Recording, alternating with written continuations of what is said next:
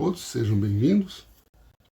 Eu gostaria de oferecer essa explicação, essa aula, a todos aqueles que querem evitar a dor de um inventário, evitar os problemas que a maioria dos brasileiros não tem noção do que é o inventário, a desproteção, o risco que é o inventário, né? Meu nome é Paulo Ricardo Martins, sou administrador, aposentado do serviço público já há alguns tempos, e eu vivi a minha família em problemas de inventário judicial. E eu me tornei um especialista em planejamento patrimonial da família e tenho esse prazer em compartilhar esse conhecimento para outras famílias na solução de proteção patrimonial e evitar o risco, o sofrimento, a dor que é enfrentar um inventário. Eu tenho uma informação relevante e que consiste basicamente no entendimento de que a frase do ex-presidente dos Estados Unidos, Benjamin Franklin, o melhor investimento é a educação, é o conhecimento. Isso aí produz dividendos e paga o melhor juro que se pode ter. No momento que você se liberta da ignorância, você consegue resultados incríveis, né? Então,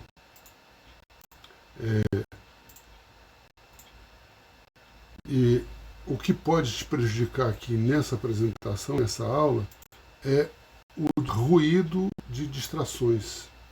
Então, se você está vendo esse vídeo, vendo essa aula através de um notebook, vou pedir por gentileza de você colocar o seu celular com a tela para baixo, né, no sentido de reduzir as interferências, porque quando acontece de uma interferência acontecer, geralmente de 2 a 3 minutos preciosos na explicação que poderia ser bem aproveitado, e muitas vezes acontece das pessoas ficarem naquela mesmice durante muito tempo, durante muitos anos, sem nenhuma modificação na vida. É essa minha preocupação dessa explicação, de passar para você sobre essa realidade, tá? Então, basicamente é isso. A razão da gente estar explicando é que o que os grandes fazem para proteger os seus patrimônios, e por causa dessa proteção, eles crescem mais rápido ainda. Vamos apresentar os princípios de proteção do patrimônio da família. Okay? E ao invés de receber herança, seu filho vai ser rebaixado de classe social se você não souber o que eu tenho para te mostrar aqui hoje. Essa é a grande realidade de muitas famílias, inclusive a minha, com relação a esse conhecimento que eu estou passando agora para vocês. Isso aconteceu no escritório que eu participo. Os nomes dos clientes estão assim protegidos, são figuras representativas, né, das pessoas que aconteceram de passar aqui no nosso escritório. O Rafael, conversando com amigos, um colega formado em formação, né, um estudante de direito, ele explicou a situação que a mãe dele já tinha falecido e o pai dele faleceu pouco tempo depois, né? E ele não sabia o que fazer. Ele tinha que fazer um inventário para poder passar para o nome dele o imóvel no qual os seus pais compraram uns 20 anos atrás, e ele não sabia o que fazer. E daí ele procurou o nosso escritório e veio para a gente dar para ele se informar, né? E aí o que aconteceu? Ele recebeu as informações de que para fazer o inventário existiam alguns números, né? Um imóvel que foi adquirido há 20 anos atrás valia na época 250 mil, que constava na declaração de imposto de renda do pai dele. Hoje estimado em 1.150.000, valor de mercado, né? Então, para acontecer o inventário, teria uma série de despesas. Impostos, o ITCMD, enquadrado nesse nível de valor daria o equivalente a R$ 80.500, honorários também nessa percentual, mas isso aí você tem que observar que foi um caso assim de um inventário muito simples, com um único imóvel, sem litígio, um único herdeiro, tá? Porque tem que se obedecer à tabela da OAB, né?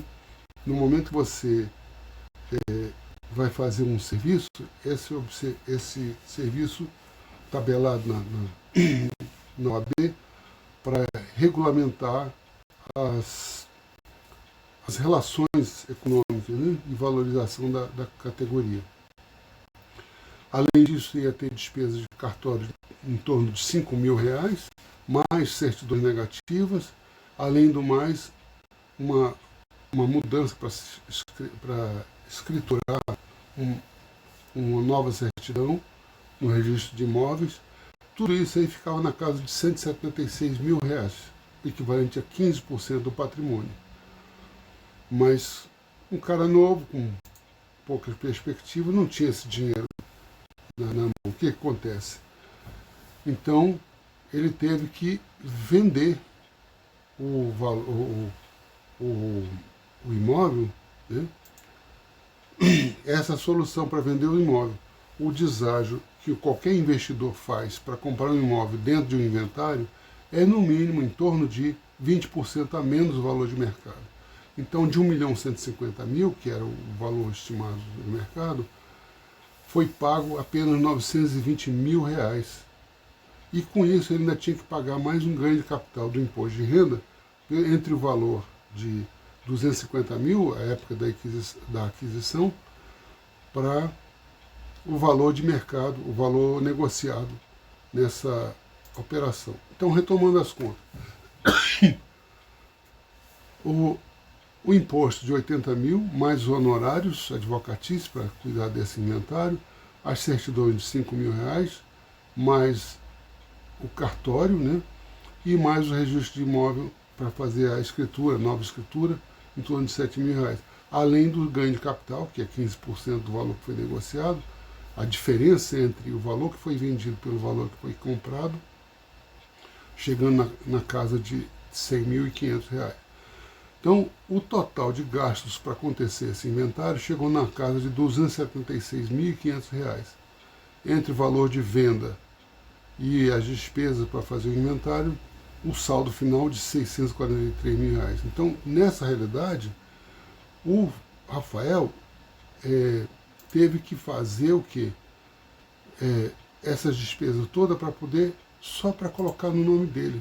É uma situação assim absurda, mas é a realidade da legislação brasileira. Então, o que aconteceu? Essa solução de vender o imóvel teve essa repercussão. Então, no país que a gente está vivendo, a regra é: quem tem filhos e bens, quando morre, os filhos precisam fazer o inventário. Essa é a grande realidade que nós estamos vivendo, né? Então, nós vamos ver aqui que a boa notícia é que tem como evitar que os seus filhos sejam enquadrados nesta regra de ter que fazer o inventário. Essa situação é possível e é isso a razão da gente estar explicando, informando a população que é possível modificar essa situação, transformar numa coisa bastante interessante para todos, né? Olha só. Tem como evitar o inventário e como se faz isso? Realizando uma mudança de paradigma na sua vida. Mudar paradigma é simples, é enxergar alguma coisa que normalmente as pessoas não estão prestando atenção e aparentemente sejam complexas, mas o princípio é simples, né? Então, no momento que a gente tem que entender que não tem vida eterna, os bens não podem ficar no próprio nome. E é o que os grandes fazem e é o que a gente está sugerindo fazer. Como é que faz isso? Por meio de uma empresa que não faz nada. Uma pessoa jurídica, ela não morre. Uma pessoa está sujeita a sair desse plano, né? Então, no momento que a gente faz essa instituição do patrimônio, institucionalização do patrimônio, você coloca você coloca esse bem imóvel em nome da instituição, e a gente chama de célula-cofre. No momento que você tem essa célula-cofre, é possível, no momento certo e com uma certa proteção legal, que a legislação funciona para todos, né? Você conseguir, no momento certo, quando você não estiver mais aqui, passar a chave do cofre para os seus familiares que ficarem, né? Então, essa ideia de você ter uma instituição que é detentora do patrimônio e você ser o detentor dessa instituição, como se tivesse uma chave do cofre, né? Detentor da chave do cofre, você terá uma autonomia, uma liberdade e uma proteção muito maior do que normalmente você teria se você tivesse no seu nome esses bens, né? Então, quando você tem uma situação de proteção dos bens em nome de uma célula-cofre, você pode passar com facilidade a chave para os seus familiares, sem problema nenhum, né? Essa que é a solução. Então, agora vamos comparar uma situação do que seria o inventário com essa solução que a gente está apresentando aqui. Olha só, um sistema com economia tributária absurda. Vamos comparar. Lembra do inventário? No caso do Rafael, ele teve que enfrentar as despesas de imposto, enquadrado na casa de 7%, 80.500. Honorários advocacia bem fáceis de acertar, uma coisa de 7%, o mesmo valor, 80.500. Despesas com cartório, pode variar alguma coisinha, certidões também, R$3.000, registro de imóveis, e como teve que ser vendido para o investidor, com deságio, teve a diferença do ganho de capital de R$10.500, R$100.500, como imposto de renda sobre ganho de capital. Então o total da despesa ficou R$276.500. E nesse sistema, você não teria que fazer isso. Tem apenas o imposto de recolher, né, que recolheu o imposto, mas sobre não o valor de mercado, e sim o valor que está na declaração do imposto de renda do instituidor. Quando comprado, o valor de compra desses imóveis, eles são colocados nessa operação no valor no valor que consta na declaração, ou o valor da compra. Então, o imposto que possa ser pago, o enquadramento é bem menor e o valor também a ser recolhido é bem menor. Aí os honorários, que não é uma coisa estabelecida pela OAB, é uma coisa que pode ser negociada entre as partes para se realizar esse serviço, e então fica muito mais razoável, muito mais confortável para quem está fazendo essa operação, encontrar uma solução que realmente possa caber no bolso. É uma coisa assim bastante sensível e negociável. Agora, despesa também no cartório de registro de imóveis também vai haver na anotação, porque será uma nova escritura, né? Mas não no valor do caso do inventário, né? Ganho de capital não vai haver, e no caso o total fica contido nesse cálculo aqui, R$38.000. Qual é a diferença financeira? A diferença financeira de 276.500 menos 38, então a economia de 238.500 é equivalente a 86% da despesa, que seria, no caso não é despesa, da regularização, né? Então, queira ou não queira, essa operação de institucionalizar o patrimônio, a perda patrimonial é zero, você não precisa vender nada. E o sistema cabe no seu bolso, é possível ajustar esse compromisso de tal maneira que você consegue fazer com um fluxo de caixa aceitável, né? Isso se chama holding familiar. Holding familiar é uma instituição, é uma solução que os grandes têm, as grandes bancas de advogados sempre atenderam os grandes grupos, e agora a gente está familiarizando isso para o restante da população que tenha pelo menos um imóvel e tenha herdeiros para se proteger, né? Exemplos que eu vou dar: pessoas que tiveram essa solução implementada no seu patrimônio. Um dos exemplos que a gente poderia dar é o Norberto Odebrecht, dono da construtora Norberto Odebrecht. Quando ele faleceu, o grupo da construtora tinha um valor de patrimônio em torno de 14 bilhões de reais. E se tivesse inventário, só de imposto seria coisa de 1 milhão e 120 milhões. Peraí. Desculpe. 1 bilhão e 120 milhões só de ITCMD, Imposto sobre Transmissão, Causa Morte e Doação. Essa seria a cifra que o Estado da Bahia iria recolher para atender essa operação, se fosse inventário. E não teve essa despesa, a empresa continuou funcionando e não teve nenhuma parada, porque já tinha essa solução.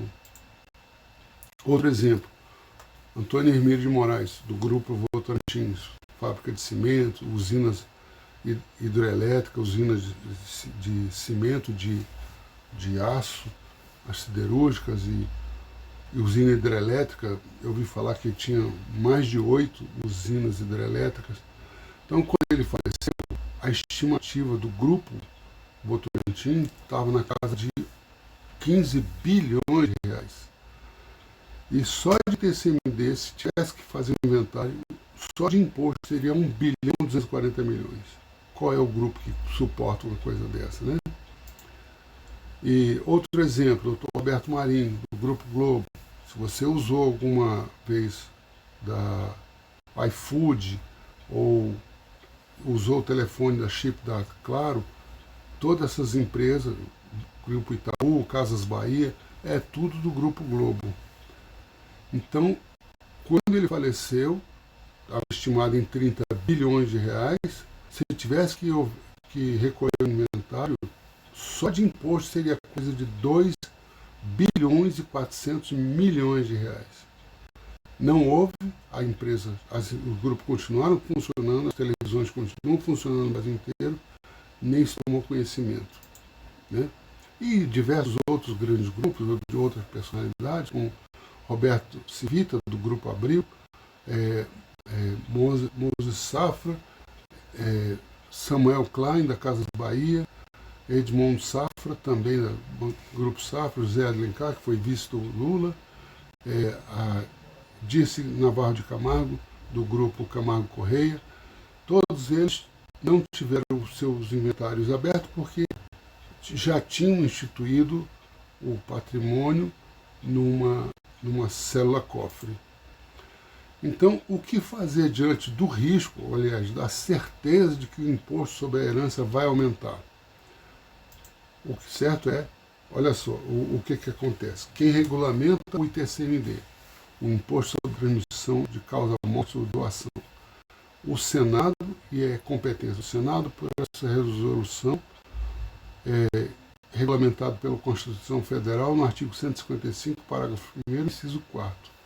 O imposto previsto no inciso 1, que é o ITCMD, terá suas alíquotas máximas fixadas pelo Senado Federal. É atualmente regulado pela Resolução 9 de 1992, que é no máximo de 8%. Né? Essa proposta, essa resolução está para ser modificada. Existe uma proposta do CONFAS mudando de 8% para 20%. E por que isso? Porque essa resolução do Senado, inclusive, o Senado é uma característica que ele representa o Estado, o governo do Estado. Então, enquanto tem a Câmara representada pelo povo, né, você tem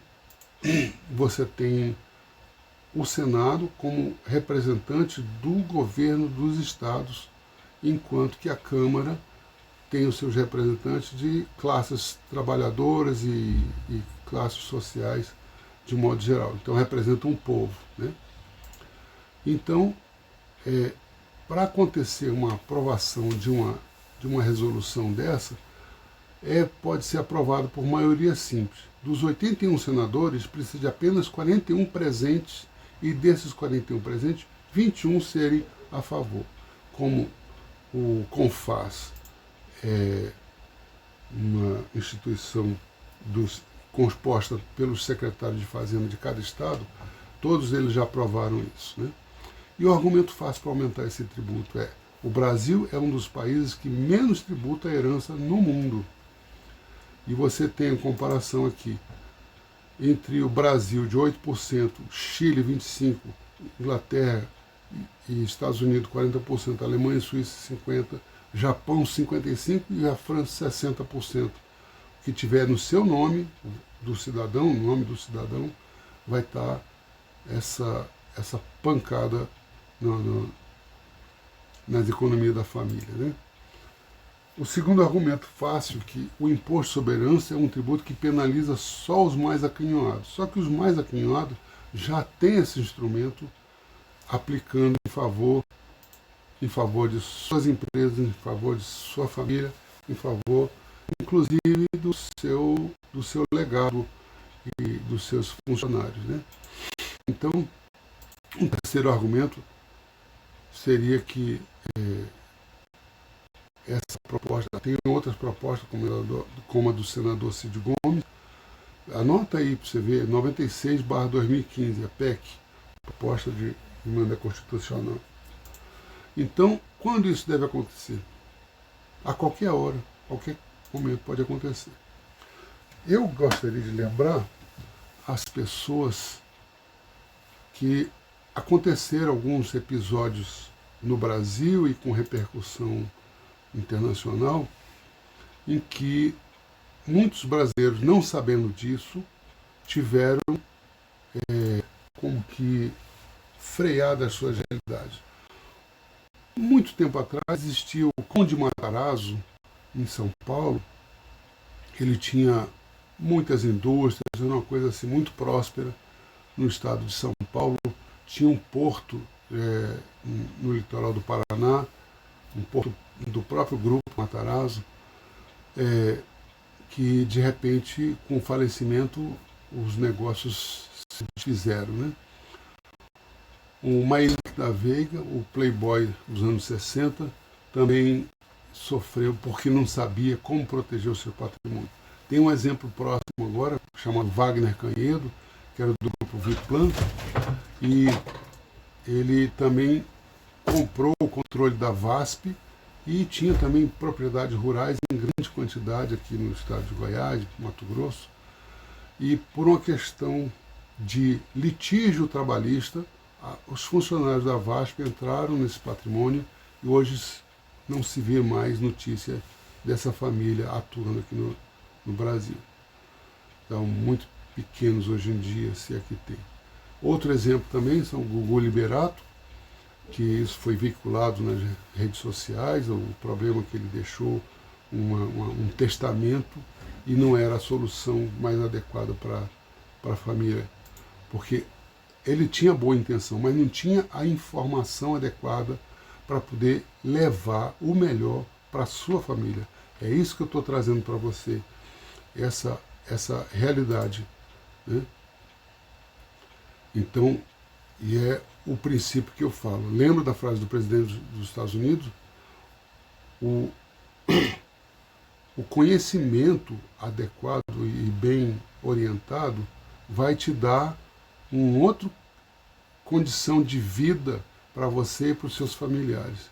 É isso que a gente está oferecendo aqui nessa aula. Então, o que a gente pode falar? Dentro dessa apresentação, eu poderia chamar como 3 pilares, mas são 3 perfis de pessoas nessa audiência. Entre os 3, nós teríamos os ignorantes que não estão aqui, nem estaria esse tempo todo assistindo essa aula. Eles não têm por completo desconhecimento ou desinteresse sobre um dia. Agora, pode um dia se interessar por esse assunto, né? Existe também os procrastinadores, que deixam tudo para depois, ou acham que não é tão relevante, e muitas vezes não faz nem coisas boas, nem para si, nem para os seus familiares. Além do mais, nós temos os resolvedores. Para esses eu quero bater palma. Esses entendem a gravidade do assunto que eu estou falando e eles conseguem resolver e tomar iniciativa no sentido de colocar alguma coisa em favor dos seus familiares. Esse é o que eu estou destacando aqui, porque esses resolvedores, eles vão ter resultados bastante expressivos. E nesse sentido eu quero mostrar para você, se é possível, vamos fazer um exercício de imaginação. Como seria se eu pudesse aplicar uma elisão fiscal? Elisão fiscal é uma figura jurídica que é a otimização da condição de tributação, do enquadramento tributário, né, mais favorável ao contribuinte e dentro do que a lei permite. Isso aí dá um resultado assim bastante expressivo. Vamos lá. Como seria se eu pudesse aplicar a elisão fiscal no meu patrimônio, que representaria pagar menos impostos com um enquadramento otimizado e com isso obter maiores lucros, né? Porque eu quero lembrar também que elisão fiscal é uma coisa que já tem súmula no Supremo Tribunal defendendo sobre essa questão. E palavras parecidas, eu destaco aqui, a alusão fiscal é uma representação, é uma figura de linguagem que se usa muitas vezes para se referir a um outro caso, né? E evasão é crime e é evadir o fato gerador do agente tributário, ou seja, omitir a informação do que deveria ser recolhido ao Estado.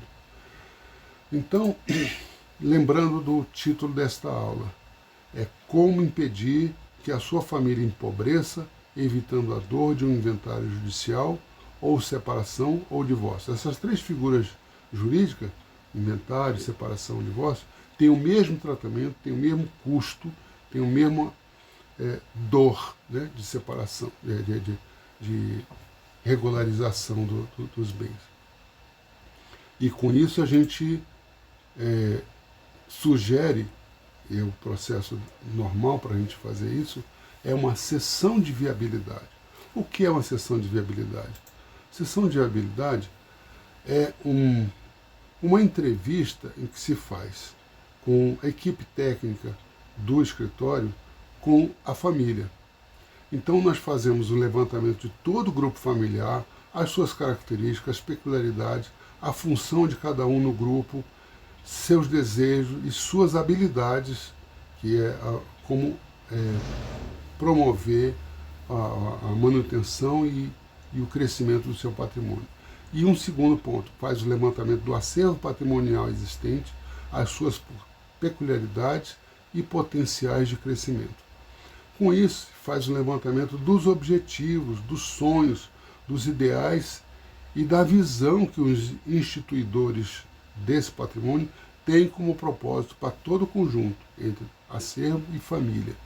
E com esse conjunto vai ser apresentada uma planilha com as várias alternativas que seja interessante para esse grupo, na ótica do instituidor, para ele decidir qual caminho traçar, qual a solução melhor efetuar para alcançar esse resultado da melhor forma possível, né?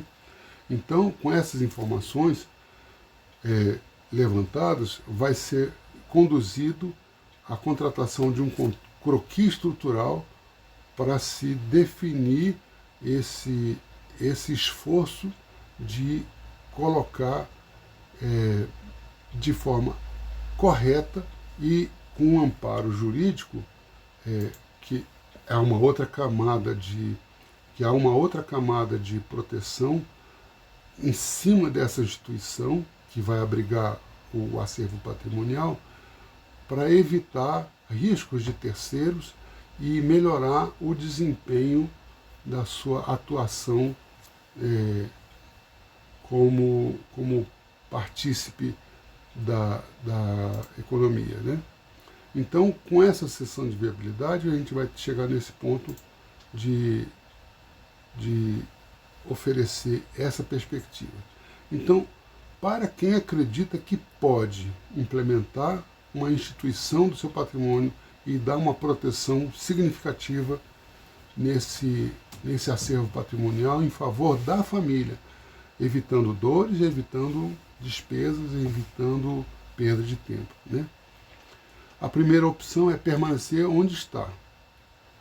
Isso aí não é recomendável. Depois que você consegue entender a gravidade do que a família brasileira está passando, você consegue ter uma outra perspectiva. E outra, prosseguir, a segunda opção é acreditar que pode, prosseguir corajosamente para alcançar novos horizontes, obter incentivo ao resolvedor, que é o que a gente vai falar agora, que é só nesta apresentação a gente vai estar falando sobre esse incentivo aos resolvedores. Agora, se você não pode agora, tudo bem, não tem problema, não é o seu momento atual, tudo bem. Você precisa pesquisar um pouco mais, se informar, eliminar essas dúvidas e imaginar a solução aplicada em favor de sua família, né? E eu coloquei aqui como tempo a apresentar a solução, não é o tempo, o seu entendimento sobre o assunto é que vai apresentar essa solução, entendeu? E é possível da gente conseguir fazer isso de uma forma bastante interessante. Então, essa oferta de estímulo aos resolvedores está sendo feito só através deste canal. Uma sessão de viabilidade pelo escritório alcança geralmente o valor um pouco maior, de 2.400. Mas agora, para os resolvedores, nós temos uma oferta de 50% de incentivo no valor desse atendimento, e só por esses dias. Tá? Você tem aí embaixo um botão que vai te levar para informar o seu nome, o e-mail e um horário conveniente. A gente vai entrar em contato para ser levado a essa sessão de uma forma bastante produtiva, ok? É isso aí. Eu quero manifestar minha gratidão a todos que participaram até agora, porque quem consegue ver jamais conseguirá desver. Quando se entende o risco que a família brasileira está passando, vai encontrar meios para reduzir o risco, para alcançar esse novo horizonte de possibilidades, proteger a família, livrar das dores e conseguir alcançar um patamar de tranquilidade, de um sono bem mais tranquilo, ok? Até a próxima, fique com Deus. Obrigado.